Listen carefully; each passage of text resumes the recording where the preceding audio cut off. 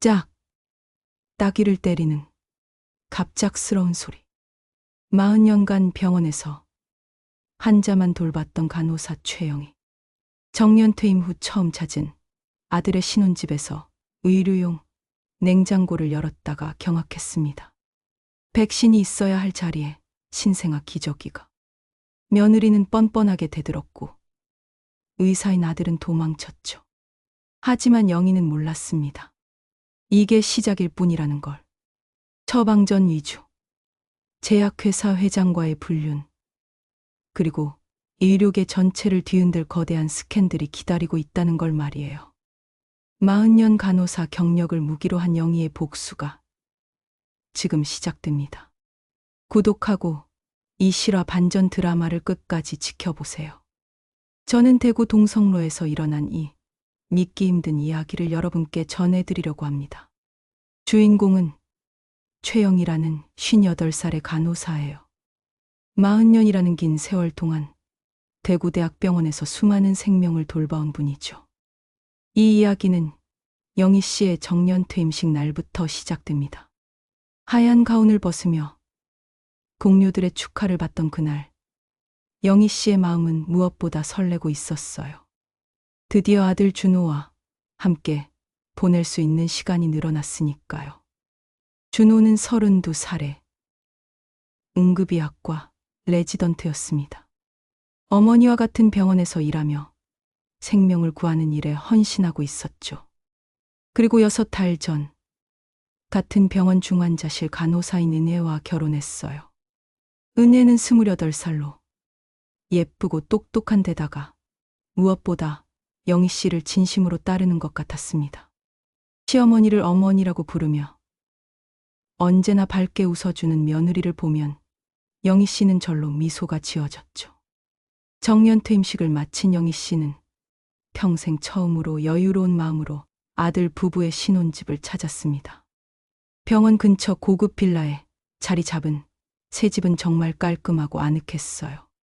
엄마가 만든 미역국이 제일 맛있다고 말하며 영희 씨를 반기는 은혜의 모습을 보니 마음이 따뜻해졌습니다. 이제 손자를 안아볼 날도 멀지 않았다는 생각에 영희 씨는 행복했죠. 그런데 그날 영희 씨가 준비해온 김치를 냉장고에 넣으려다가 이상한 걸 발견했습니다. 집에 있던 건 일반 냉장고가 아니라 의료용 냉장고였어요. 40년간 병원에서 일한 영희 씨가 한눈에 알아볼 수 있는 그런 냉장고 말이죠. 의료용 냉장고라면 당연히 백신이나 의약품이 들어있어야 하는데 영희 씨가 본 건 전혀 다른 것들이었습니다. 신생아용 분유통들이 가지런히 정렬되어 있었고 아기 기저귀가 사이즈별로 차곡차곡 쌓여 있었어요. 해열제와 체온계, 아기용 연고까지 상자째로 들어있었습니다. 영희 씨는 그 순간 머리가 하얘졌습니다. 이게 다 무슨 일인지 도무지 이해할 수 없었거든요. 혹시 은혜가 임신한 건 아닐까 하는 생각이 들었지만 그렇다면 왜 아무도 말해주지 않았을까요? 더 이상한 건 이 모든 물건들이 마치 오래전부터 계획적으로 준비된 것처럼 보였다는 거예요. 분유통에는 먼지 하나 없었고 기저귀들은 개봉한 흔적까지 있었습니다. 영희 씨가 냉장고 문을 열고 있는 바로 그 순간 귀에서 급한 목소리가 들렸어요. 엄마, 잠깐만. 준호의 다급한 외침이었습니다. 하지만 이미 늦었죠. 영희 씨는 그 안의 모든 것을 다 봐버렸으니까요. 준호의 얼굴이 종이처럼 새하얗게 질렸습니다. 거실에 있던 은혜도 벌떡 일어나 이쪽으로 달려왔어요. 그런데 은혜의 표정에는 당황보다는 짜증이 더 많이 섞여 있었습니다.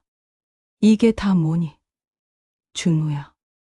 영희 씨가 떨리는 목소리로 물었지만 준호는 대답 대신 급하게 몸을 돌리더니 현관문을 박차고 집에서 뛰쳐나가 버렸어요. 쾅 하고 닫히는 문 소리가 집 안에 울려 퍼졌습니다. 남겨진 건 영희 씨와 은혜, 그리고 열린 의료용 냉장고뿐이었어요. 영희 씨는 천천히 고개를 돌려 은예를 바라봤습니다. 그런데 은예의 표정이 완전히 달라져 있었어요. 평소에 순종적이고 착한 며느리의 모습은 온데간데 없고 마치 영역을 침범당한 동물처럼 날카로운 눈빛으로 영희 씨를 노려보고 있었습니다. 어머니가 뭔데 남의 집 냉장고를 함부로 여세요. 은예의 목소리는 차가웠습니다. 평소에 들어본 적 없는 톤이었죠. 저희도 사생활이라는 게 있어요. 요즘 세상에 어느 시어머니가 아들 집에 와서 냉장고 문을 벌컥벌컥 열어봐요. 영희 씨는 귀를 의심했습니다. 40년간 아들을 키우고 평생을 바쳐 환자들을 돌본 자신에게 28살 며느리가 이런 말을 하다니요. 하지만 영희 씨는 이를 악물고 참았습니다. 40년간 병원에서 단련된 침착함으로 상황을 정리하려 했죠. 지금 화를 내면 진실을 알 수 없을 것 같았거든요. 아가, 이게 다 뭐냐고 물었다. 설명해보거라. 영희 씨의 차가운 목소리에 은예는 코웃음을 쳤습니다. 제가 어머니한테 그걸 왜 설명해야 하는데요. 여긴 저희 집이에요. 그 순간 영희 씨는 깨달았습니다. 이 아이는 처음부터 자신을 시어머니로 생각하지 않았다는 걸 말이에요. 이제 그만 저희 집에 와서 이래라 저래라 안 하셨으면 좋겠어요. 피곤하거든요. 피곤하다는 그 한마디에 영희 씨의 머릿속에서 무언가 툭 하고 끊어졌습니다. 다음 순간 영희 씨의 손이 공중으로 올라갔고 맑고 차가운 소리가 거실을 가득 메웠습니다. 짝. 영희 씨가 집으로 돌아오는 길. 머릿속은 복잡했습니다. 40년간 병원에서 일하며 수많은 가족들을 봐왔지만 이런 상황은 처음이었거든요. 하지만 영희 씨는 감정에 휘둘리지 않았습니다. 40년 간호사 경력이 가르쳐준 건 바로 체계적인 접근이었어요. 의심스러운 증상이 있으면 정확한 진단을 위해 검사를 해야 한다는 걸 누구보다 잘 알고 있었죠. 그날 밤, 영희 씨는 잠들지 못하고 계속 생각했습니다. 은혜의 최근 행동들을 하나하나 떠올려 보니 이상한 점들이 많았어요. 임신했다면서도 야근을 마다하지 않았던 것. 출산 후인데도 산후조리 없이 바로 복직한 것 말이에요. 다음 날 아침, 영희 씨는 결심을 굳혔습니다. 본격적인 조사를 시작하기로 한 거죠. 영희 씨가 가장 먼저 찾아간 곳은 병원 의무기록과였습니다.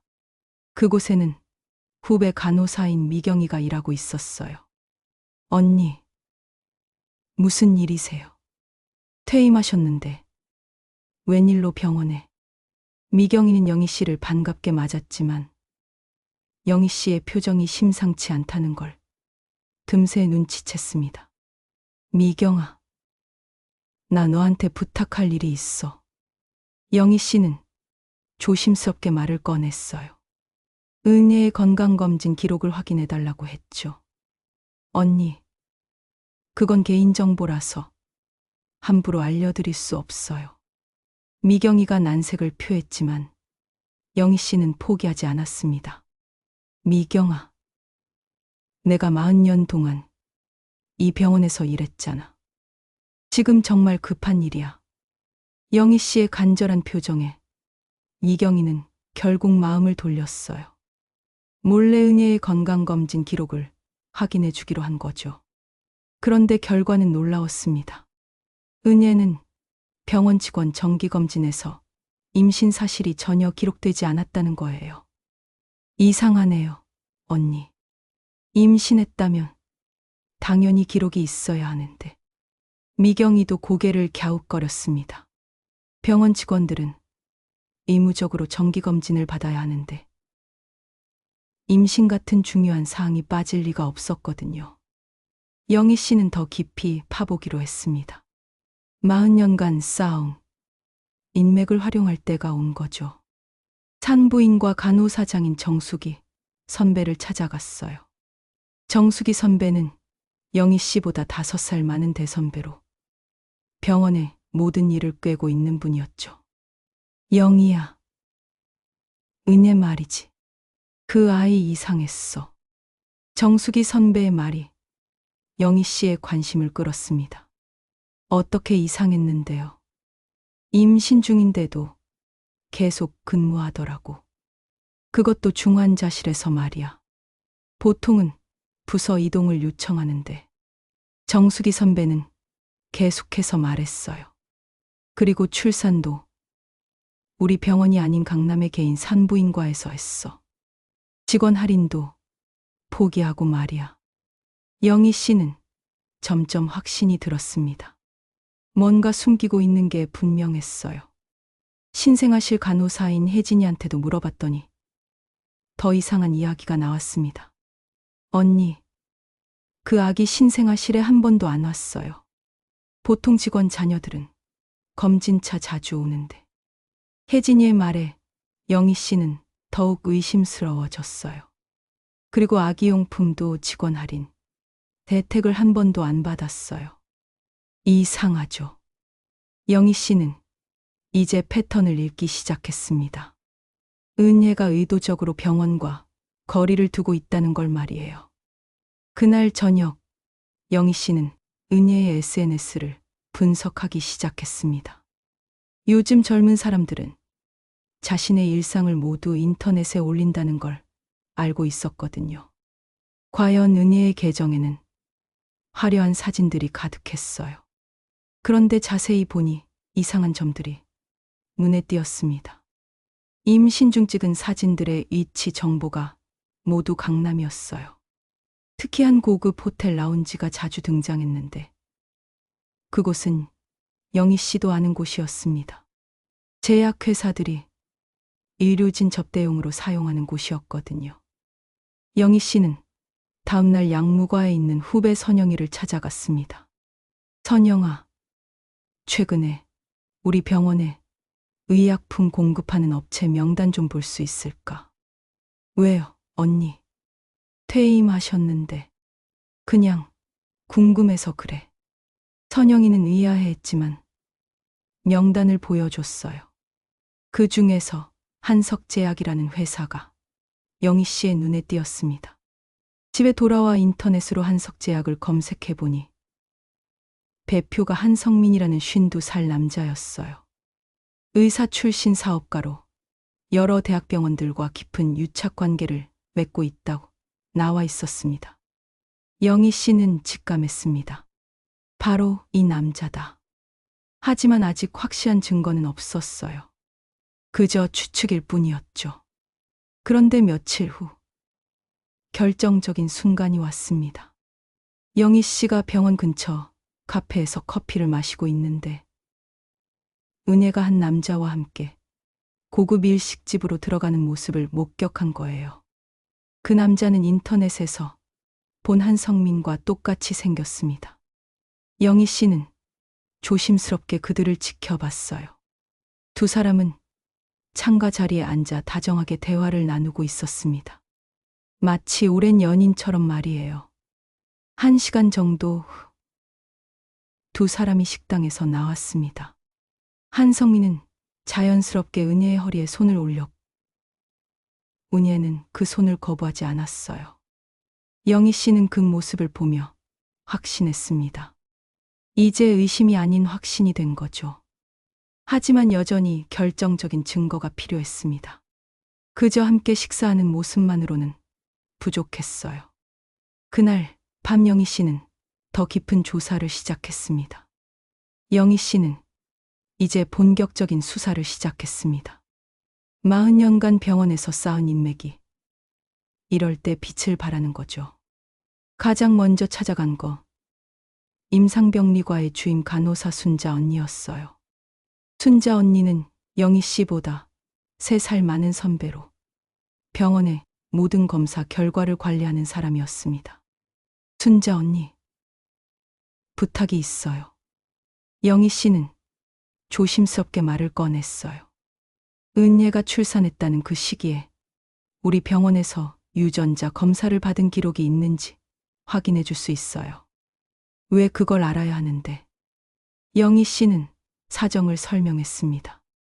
물론 자세한 내용은 빼고 개인적인 의심이 있다고만 했죠. 순자 언니는 고민하더니 몰래 기록을 확인해 줬어요. 없네. 은혜나 준호나 둘 다 유전자 검사받은 기록이 없어. 영희 씨는 이상했습니다. 요즘은 출산 후 유전자 검사를 받는 게 일반적인데 말이에요. 다음으로 찾아간 건 응급실 간호사 미나였습니다. 미나는 영희 씨가 신규 간호사일 때 교육을 담당했던 후배예요. 미나야, 준호 최근에 어때? 준호, 오빠요. 요즘 좀 이상해요. 어떻게 이상한데? 전에는 밝고 활발했는데 최근 몇 달 동안은 말도 별로 안 하고 특히 아기 이야기만 나오면 표정이 어두워져요. 미나의 말을 들으니 영희 씨는 더욱 확신이 들었어요. 준호도 뭔가 알고 있다는 거죠. 그리고 병원 양무과에서 일하는 후배 선영이를 다시 찾아갔습니다. 선영아, 한 가지만 더 물어볼게. 최근에 처방전 관련해서 이상한 일 없었어? 무슨 이상한 일요? 예를 들어 존재하지 않는 환자 이름으로 처방전이 나온다든지. 선영이는 잠시 생각하더니 말했어요. 아, 그런 일이 있긴 했어요. 며칠 전에 시스템 점검하다가 이상한 처방전을 발견했거든요. 어떤 처방전인데? 신생아용 의약품 처방전인데. 환자 이름이 이상했어요. 검색해봐도 그런 환자가 없더라고요. 영희 씨의 심장이 빨리 뛰기 시작했습니다. 그 처방전 누가 작성했어? 은혜 간호사요. 근데 이상한 건 의사 사인이 없었어요. 이제 영희 씨는 확신했습니다. 은혜가 처방전을 위조해서 의약품을 빼돌리고 있다는 걸 말이에요.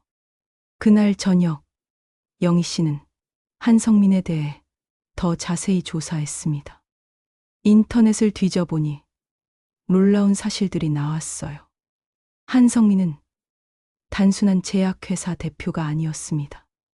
여러 대학병원에 막대한 후원금을 지원하며 의료계에 큰 영향력을 행사하는 인물이었어요.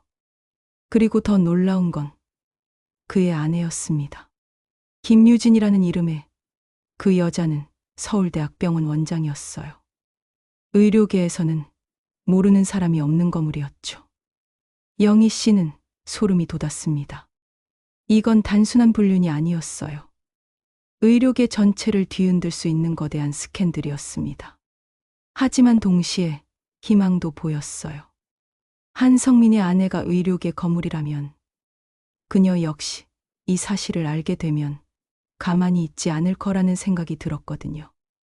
며칠 후 영희 씨는 또 다른 결정적 증거를 발견했습니다. 병원 보안실에서 일하는 형진이 오빠를 찾아간 거예요. 형진이 오빠는 영희 씨와 같은 동네에 살며 오랫동안 알고 지낸 사이였습니다. 형진이 오빠, 부탁이 있어요. 뭔데? 영희야. 은혜가 최근에 누구와 함께 병원 주차장에 오는지 확인해 줄 수 있어요. 형진이 오빠는 의아해했지만 영희 씨의 간절한 부탁에 CCTV를 확인해 줬어요. 결과는 충격적이었습니다. 은혜는 여러 번 한성민의 차를 타고 병원에 왔다는 거예요. 그것도 아주 자연스럽게 말이죠. 이제 영희 씨에게는 충분한 정황 증거가 모였습니다. 하지만 여전히 결정적인 증거가 필요했어요. 그건 바로 유전자 검사 결과였습니다. 영희 씨는 계획을 세우기 시작했습니다. 어떻게 하면 아기와 준호의 유전자 샘플을 구할 수 있을지 말이에요. 다행히 곧 아기의 100일 잔치가 있었습니다. 그때가 기회였어요. 영희 씨는 40년 간호사 경력을 총동원해 완벽한 계획을 세웠습니다. 백일잔치 준비가 한창이었습니다. 영희 씨는 평소와 다름없이 다정한 할머니를 연기했어요. 하지만 속으로는 치밀한 계획을 실행할 준비를 하고 있었죠. 잔치 당일, 영희 씨는 특별히 준비한 가방을 들고 갔습니다. 겉보기에는 평범한 할머니의 가방이었지만 안에는 멸균 면봉과 작은 비닐 지퍼백이 들어있었어요. 아이고, 우리 강아지, 오늘 제일 예쁘네. 영희 씨는 자연스럽게 아기를 안아 올렸습니다. 40년간 수많은 아기들을 돌봤던 경험이 빛을 발하는 순간이었어요. 아기가 침을 흘리자 영희 씨는 재빨리 면봉으로 입안을 닦아줬습니다. 다른 사람들이 보기에는 할머니가 아기를 돌보는 자연스러운 모습이었죠. 하지만 실제로는 아기의 구강 점막 세포를 채취하고 있었던 겁니다. 준호의 샘플은 더 쉬웠어요. 잔치가 끝난 후 준호가 사용한 컵을 수거해서 타액을 채취했습니다. 이 모든 과정을 아무도 눈치채지 못했어요. 영희 씨의 전문성이 빛나는 순간이었습니다. 며칠 후, 영희 씨는 조용히 유전자 검사 센터를 찾아갔습니다. 서울 시내에 있는 가장 공신력 있는 곳으로 갔어요. 검사 결과가 나오기까지는 일주일이 걸린다고 했습니다. 영희 씨에게는 가장 긴 일주일이었어요. 그 기간 동안 영희 씨는 더 많은 증거를 수집했습니다. 은혜와 한성민의 만남을 더 자세히 추적한 거죠. 놀랍게도 두 사람은 거의 매주 만나고 있었어요. 그것도 항상 고급 장소에서 말이죠. 영희 씨는 그들이 만나는 호텔 라운지 근처에서 기다리며 사진도 찍었습니다. 요즘은 스마트폰으로도 충분히 증거 사진을 남길 수 있었거든요. 그런데 조사 과정에서 더 충격적인 사실을 발견했습니다. 은혜가 한성민으로부터 받은 돈이 상당했다는 거예요.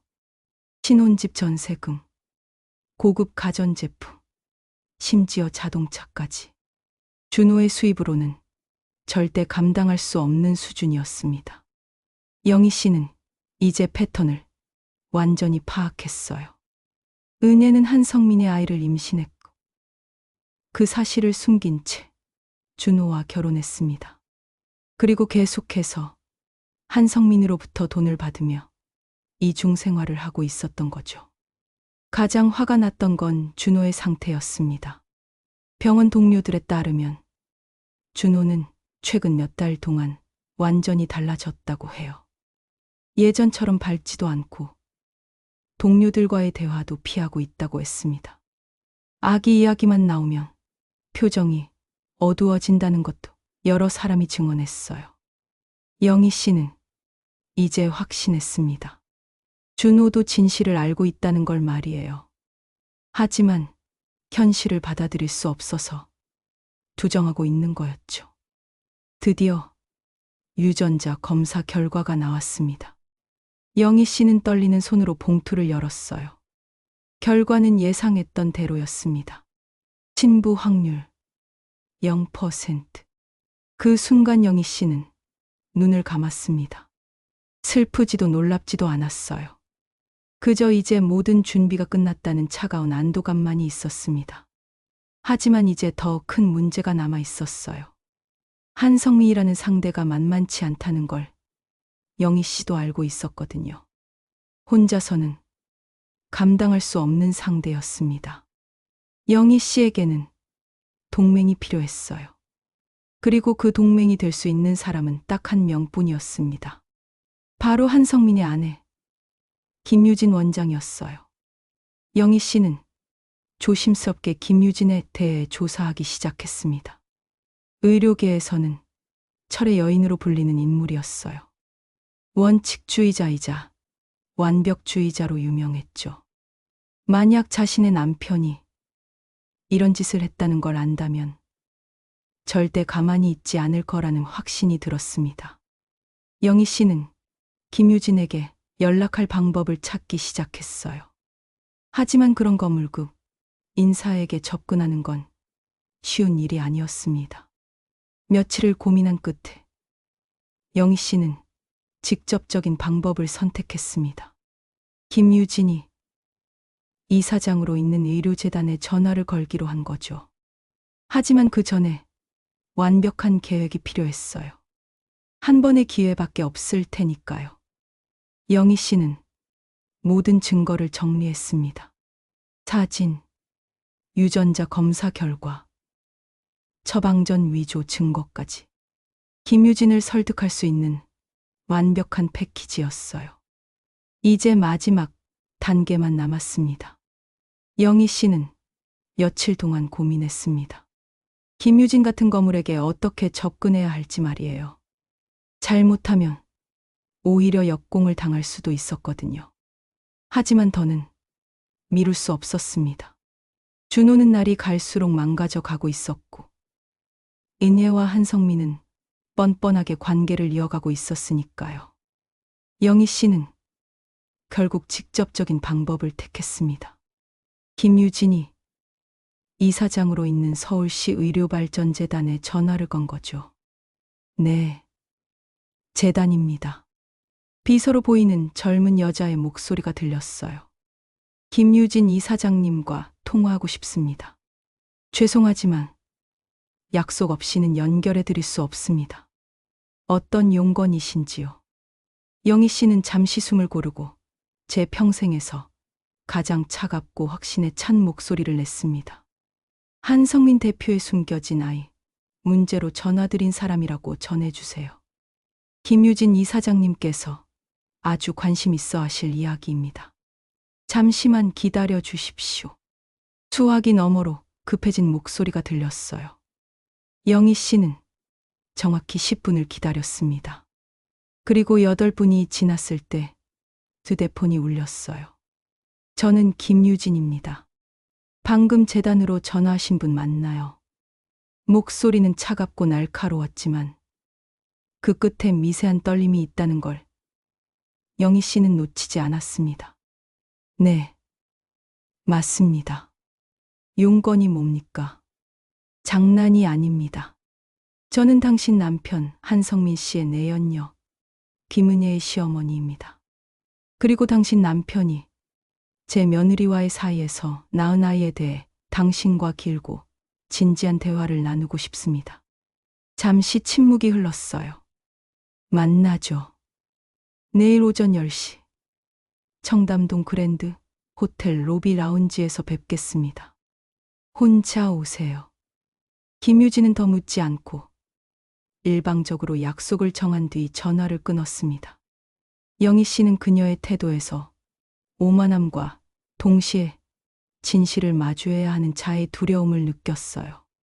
다음 날, 영희 씨는 약속 장소에 30분 일찍 도착했습니다. 그리고 정확히 약속 시간에 김유진이 나타났어요. 머리부터 발끝까지 최고급 브랜드로 무장한 그녀는 마치 우아하고 날카로운 표범 같았습니다. 그녀는 영희 씨를 발견하고는 곧장 다가와 맞은편에 앉았어요. 이야기해 보시죠. 김유진의 눈빛, 영희 씨를 신문하는 검사의 그것과 같았습니다. 영희 씨는 준비해온 서류들을 하나씩 테이블 위에 올려놓기 시작했습니다. 먼저 제 며느리 김은혜와 당신 남편 한성민 씨가 아주 깊은 관계라는 증거입니다. 영희 씨는 두 사람이 고급 식당에서 다정하게 식사하는 사진들과 호텔 주차장에서 포옹하는 사진들을 김유진 앞에 밀어놓았어요. 김유진의 표정에는 변화가 없었지만 테이블 아래 그녀의 주먹이 하얗게 굳어지는 게 보였습니다. 이런 사진만으로는 확신할 수 없죠. 사업상 만나는 파트너일 수도 있으니까요. 그래서 다음 증거를 준비했습니다. 영희 씨는 두 번째로 은혜의 계좌 입출금 내역과 한성민 회사의 법인카드 사용 내역을 나란히 놓았어요. 영희 씨가 아는 인맥을 총동원해 불법적인 방법으로 손에 넣은 자료였습니다. 같은 날, 같은 시간, 같은 장소에서 결제한 기록들이 수두룩했어요. 호텔 스위트룸, 고급 레스토랑, 명품 매장까지. 사업 파트너와 이렇게 개인적인 시간을 보내는군요. 심지어 제 아들 명의 카드로 당신 남편 선물까지 사주면서 말이에요. 김유진의 입술이 파르르 떨렸습니다. 하지만 여전히 무너지지 않았어요. 그래서 아이 이야기는 뭡니까? 그게 핵심이겠죠. 네, 그게 핵심입니다. 영희 씨는 마지막으로 핸드백 가장 깊숙한 곳에서 유전자 검사 결과서 원본을 꺼내 김유진 앞에 놓았습니다. 이건 제 아들 정준호와 제 며느리가 낳았다는 그 아이의 유전자 검사 결과입니다. 보시다시피 친부 확률은 0%예요. 이 아이는 제 아들의 아이가 아닙니다. 바로 당신 남편 한성님의 씨앗이라는 말이에요. 그 순간 김유진의 단단하던 가면이 와르르 무너져 내렸습니다. 그녀는 떨리는 손으로 결과서를 집어들고 그 위에 적힌 글자들을 몇 번이고 반복해서 읽었어요. 김유진의 눈에 처음으로 분노와 경악, 그리고 처절한 배신감이 떠올랐습니다. 이럴 수가. 이제 믿으시겠습니까? 김유진 원장님. 저와 당신은 같은 쓰레기들에게 인생을 농락당한 피해자입니다. 한참 동안 말이 없던 김유진은 이내 문물을 삼키고 다시 얼음 같은 표정으로 돌아왔어요. 그녀는 영희 씨를 똑바로 바라보며 말했습니다. 원하시는 게 뭐죠? 복수입니다. 제 아들의 인생을 망쳐놓은 저것들을 제 손으로 직접 지옥에 보내고 싶습니다. 좋아요. 김유진은 자리에서 일어났어요. 어머니, 이제부터 어머님과 저는 한 배를 탄 겁니다. 증거는 제가 확인했으니 이제부터 무대를 만들고 칼을 휘두르는 건 제가 하겠습니다. 대신 어머님께서는 제게 시간을 벌어주셔야 해요. 제가 신호를 보낼 때까지 아무것도 모르는 척 평소처럼 그 여우의 할머니 역할을 계속해 주세요. 배신당한 두 여자의 위험하고도 처절한 동맹이 그렇게 시작되었습니다. 김유진의 눈빛에서 영희 씨는 자신보다 더한 분노와 복수심을 보았어요. 이제 진짜 전쟁이 시작될 거였습니다. 김유진과의 만남 이후 영희 씨와 그녀는 은밀하게 연락을 주고받으며 복수를 위한 무대를 차근차근 만들어 나갔습니다. 김유진의 행동은 무서울 정도로 신속하고 정확했어요. 그녀는 자신의 비서와 사설 탐정까지 고용해 남편 한성민과 은혜의 일거수일투족을 감시하기 시작했습니다.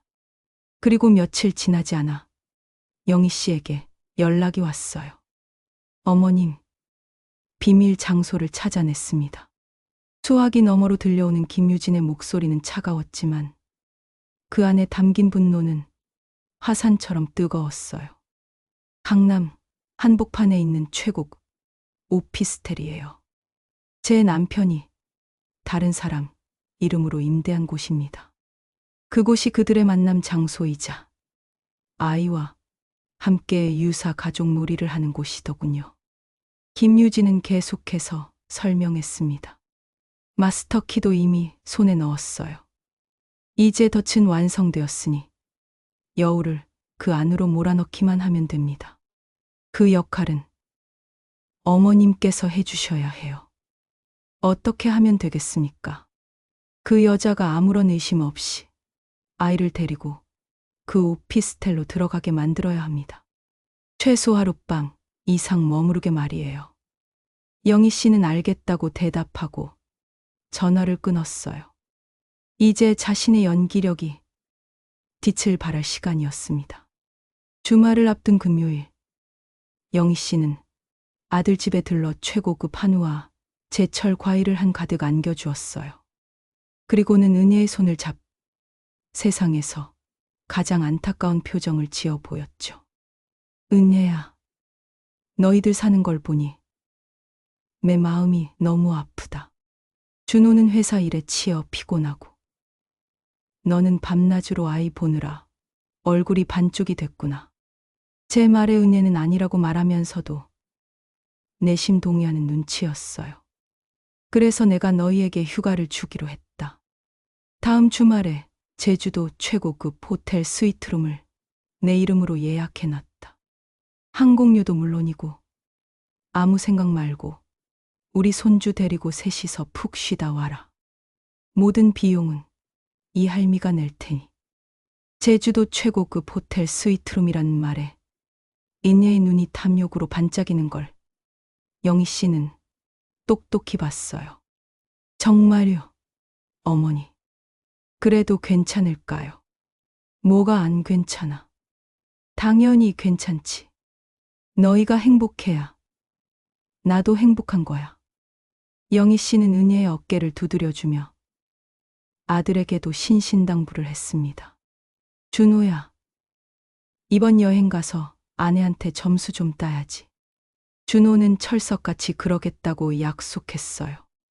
하지만 이 모든 것은 거짓말이었습니다. 제주도 호텔 예약은 존재하지 않았죠. 영희 씨가 누린 건 따로 있었어요. 여행을 핑계로 은혜의 경계심을 완전히 허물고 그 주말 동안 집을 비우게 만들어 한성민을 만날 명분을 주는 것이었습니다. 아니나 다를까. 그날 저녁 아들에게서 전화가 왔어요. 목소리가 잔뜩 상기되어 있었습니다. 엄마, 인예가 이상해. 제주도 여행은 다음 주로 미루면 안 되겠냐고. 이번 주말에는 자기 몸이 너무 안 좋아서 집에서 푹 쉬고 싶대. 자기가 아는 요한 마사지사한테 예약해놨다고. 영희 씨는 웃음이 나오는 걸 꾹 참았어요. 용한 마사지사라니. 그게 바로 한성민이겠죠. 그래. 아내가 아프다는데 어쩌겠니? 그럼 그렇게 하라고 해라. 여행은 다음에 가면 되지. 영희 씨는 태연하게 아들을 안심시켰습니다. 모든 것이 계획대로 그리고 김유진의 예측대로 흘러가고 있었어요. 은혜는 아들에게 몸이 아프다는 핑계를 대고 주말 동안 자유를 얻어냈고 그 시간을 이용해 아이를 데리고 한성민의 오피스텔로 들어갈 생각이었습니다. 결전의 날인 토요일 오후가 되었어요. 김유진에게서 지금 김은혜가 아이와 함께 오피스텔로 들어갔다는 문자가 도착했습니다. 영희 씨와 아들 준호 그리고 김유진은 오피스텔 근처에서 만나기로 약속했어요. 집을 나서기 전 영희 씨는 준호의 손을 꽉 잡았습니다. 녀석의 손은 차갑게 식어 있었고 차시나무처럼 떨리고 있었어요. 준호야, 정신 똑바로 차려. 이제부터 내 눈으로 직접 진실을 확인하게 될 거다. 더 이상 도망치거나 외면하지 마. 이건 내가 반드시 겪어야 할 일이야. 준호는 말없이 고개만 끄덕였습니다. 약속 장소에 도착하자 검은색 선글라스로 얼굴을 가린 김유진이 저희를 기다리고 있었어요. 그녀의 얼굴에는 어떤 감정도 떠오르지 않았지만 그 주변의 공기는 얼음장처럼 차가웠습니다. 준비되셨습니까? 김유진의 물음에 영희 씨는 고개를 끄덕였어요. 세 사람은 함께 오피스텔 엘리베이터에 올라탔습니다. 25층으로 올라가는 그 짧은 시간 동안 아무도 아무런 말을 하지 않았어요. 오직 거친 숨소리만이 좁은 공간을 채울 뿐이었죠. 띵. 엘리베이터 문이 열리고 세 사람은 복도 끝에 있는 2501호 앞에 섰습니다. 김유진은 품속에서 마스터 키를 꺼내 영희 씨와 준호를 한번 쳐다보고는 망설임 없이 키를 꽂고 문을 열었어요. 절컥. 문이 소리 없이 부드럽게 열렸습니다. 그리고 세 사람의 눈앞에 믿을 수 없는 풍경이 펼쳐졌어요. 넓은 거실의 최고급 가죽 소파에 한성민과 은예가 나란히 앉아 아이를 보며 웃고 있었습니다. 한성민은 아이에게 장난감을 흔들어주고 있었고 은예는 그런 한성민의 어깨에 머리를 기댄 채 행복한 표정을 짓고 있었어요. 마치 오랜 세월을 함께한 세상에서 가장 다정하고 행복한 가족의 모습이었습니다. 그 평화로운 풍경을 깨뜨린 건 김유진의 차가운 목소리였어요. 여보, 여기서 뭐 하고 있는 거예요? 그 목소리에 한성민과 은혜는 마치 시간이 멈춘 것처럼 그 자리에 굳어버렸습니다. 두 사람의 눈이 현관에 서 있는 세 사람을 향해 그들의 얼굴에 떠오른 표정은 경악 그 자체였어요. 미호야, 당신이 여길 어떻게? 한성민이 당황해서 말을 더듬는 순간 김유진은 성큼 거실로 걸어 들어갔습니다. 그리고는 한성민의 뺨을 그대로 올려 붙였어요. 짝! 날카로운 소리가 거실을 가득 메웠습니다. 이 더러운 인간. 감히 내 뒤에서 이런 추잡한 짓을 하고 있었어. 영희 씨는 아들의 등을 떠밀었어요. 준호야, 똑똑히 봐. 내 눈으로 똑똑히 보라고. 내가 지키려던 가정의 진짜 모습이 바로 저거야. 영희 씨의 외침에 정신을 차린 준호는 그 자리에 주저앉아 울기 시작했습니다. 은혜야, 어떻게 내가 나한테 이럴 수 있어? 울부짖는 아들의 모습은 처참하기 그지없었어요. 그제야 상황 파악을 한 은혜는 영희 씨에게 달려와 바지가랑이를 붙잡고 매달렸습니다. 어머니, 아니에요. 이건 오해예요. 영희 씨는 그런 은혜의 손을 경멸스럽게 뿌리쳤어요. 닥쳐라. 이 더러운 년아. 어디서 감히 오해라는 말을 입에 올려. 내 눈으로 보고도 모르겠느냐. 내 인생은, 그리고 내 아들 인생은 오늘부로 여기서 끝이다. 현장은 순식간에 아수라장이 되었습니다. 김유진의 분노에 찬 외침과 아들의 처절한 울음소리, 그리고 은혜의 비명 섞인 변명이 뒤섞여 지옥도를 만들어냈어요. 영희 씨는 그 모든 것을 차가운 눈으로 내려다봤습니다. 길고 길었던 복수의 서막이 끝나고 이제 잔인한 심판의 시간만이 남아 있었어요. 아수라장이 된 오피스텔에서 가장 먼저 정신을 차린 건 김유진이었습니다. 그녀는 울고 불고 매달리는 남편을 경멸스럽게 밀쳐내고 자신의 스마트폰으로 어디론가 전화를 걸었어요. 김 변호사님, 지금 바로 오피스텔 주소 보내드릴 테니 이혼 서류와 재산 포기 각서 준비해서 오세요. 네, 지금 당장이요. 김유진의 목소리에는 한치의 망설임도 없었어요. 전화를 끊고 이제는 바닥에 주저앉아 있는 은혜와 그 옆에서 어엉 울고 있는 준호를 향해 말했습니다. 그리고 이 두 사람, 이제 두 사람의 차례예요. 그 자리에서 모든 것이 결정되었어요. 김유진이 연락을 받고 30분 만에 달려온 변호사들 앞에서 네 사람의 운명이 갈렸습니다. 김유진은 남편 한성민에게 이혼은 하지 않겠다고 했어요. 대신 그의 모든 재산과 회사 지분을 자신의 명의로 이전하고, 한성민은 그저 월급만 받는 허수아비 대표로 남을 것을 요구했습니다. 만약 거부하면 이 모든 사실을 장인, 즉 김유진의 아버지에게 알려 한성민의 인생을 사회적으로 완전히 매장시키겠다고 협박했죠. 한성민은 아무런 저항도 하지 못하고 모든 서류에 도장을 찍었어요. 다음은 영희 씨의 차례였습니다. 영희 씨는 변호사가 미리 준비해온 이혼 서류를 은혜의 얼굴 앞에 던졌어요. 도장 찍어. 위자료는 없어. 내가 내 아들을 기만한 것에 대한 손해, 대상금으로 내가 가진 모든 것을 빼앗아도 시원찮을 판이니까. 은혜는 마지막 발악을 하듯 영희 씨에게 매달렸습니다. 어머니, 제가 잘못했어요. 한 번만 용서해 주세요. 영희 씨는 그런 은혜의 뺨을 다시 한번 후려쳤어요. 그 더러운 입에 내 아들 이름 올리지 마.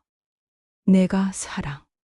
내 사랑은 내 손목에 채워진 그 시계고 내가 걸친 그 명품 옷이겠지. 당장 꺼져. 영희 씨는 은혜의 짐을 그 자리에서 모두 복도로 내던졌습니다. 아이의 기저귀 가방, 장난감, 그리고 은혜의 명품 가방들까지. 은혜는 아이를 안고 울면서 맨발로 오피스텔에서 쫓겨났어요. 한성민은 차마 그녀를 돌아보지도 못하고 고개를 숙이고 있었죠. 모든 것이 끝난 뒤 영희 씨와 준호 그리고 김유진은 한동안 말이 없었습니다. 폭풍이 휩쓸고 간 자리에는 처참한 고요함만이 남아 있었어요. 김유진은 영희 씨에게 다가와 고개를 숙였습니다. 어머니, 죄송합니다. 그리고 감사합니다. 죄송할 것도 감사할 것도 없습니다. 우리는 각자의 가정을 지키기 위해 싸웠을 뿐이니까요. 그날 이후 영희 씨와 김유진은 다시 만나지 않았어요. 다른 세상에 사는 두 여자의 짧고도 강렬했던 동맹은 그것으로 끝이었습니다. 사건 후 6달이 지났습니다. 한성민은 의료법 위반과 처방전 위조로 실형을 선고받고 회사는 몰락했어요. 은혜는 간호사 면허가 박탈되고 아이와 함께 고향으로 떠났습니다. 김유진은 영희 씨에게 거액의 합의금을 전달하며 의료계 정화를 위한 동반자가 되어달라고 제안했어요. 하지만 영희 씨는 정중히 거절했습니다. 제 역할은 여기서 끝입니다. 이제는 아들을 돌봐야 해요. 준호는 받은 합의금으로 지방산간 지역의 작은 의원을 열었어요. 영희 씨는 그 곁에서 간호사가 아닌 어머니로서 아들을 지켜봤습니다. 어느 날 준호가 말했어요. 엄마, 이제야 정말로 환자를 위한 의료가 뭔지 알 것 같아요. 그리고 엄마가 왜 40년간 간호사를 하셨는지도요. 영희 씨는 미소 지었습니다. 손자를 잃었지만 진정한 아들을 되찾았어요. 그리고 의료인으로서의 마지막 사명을 완수했습니다. 40년간 병원에서 생명을 구해온 간호사의 마지막 수술은 바로 아들의 인생을 구하는 것이었어요. 여러분은 영희 씨의 선택에 대해 어떻게 생각하세요? 과연 옳은 일이었을까요? 아니면 너무 잔인했을까요? 댓글로 여러분의 다양한 의견을 들려주세요. 그리고 이런 의료계를 배경으로 한 복수 드라마가 실제로도 가능할지, 여러분 주변에도 비슷한 경험이 있으신지도 궁금합니다. 구독과 좋아요 버튼을 눌러주시면 이런 흥미진진한 실화 기반 스토리들을 계속해서 받아보실 수 있어요. 여러분의 관심과 참여가 더 좋은 콘텐츠를 만드는 원동력이 됩니다. 다음에는 또 어떤 충격적인 이야기로 찾아뵐지 기대해 주세요.